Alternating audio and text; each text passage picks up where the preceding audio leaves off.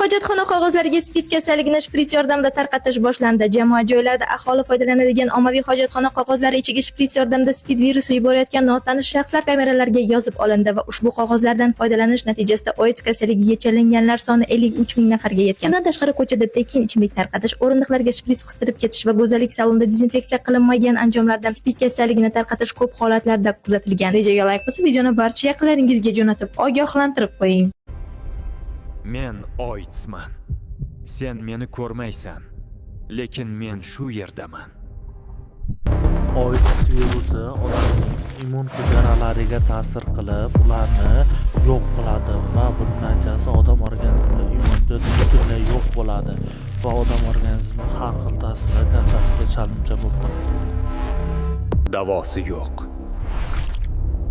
Himoya sizning yagona qurolingizdir. Shunaqa ma'lumotlarni o'tkazib yubormaslik uchun bizga obuna bo'ling, like bosing.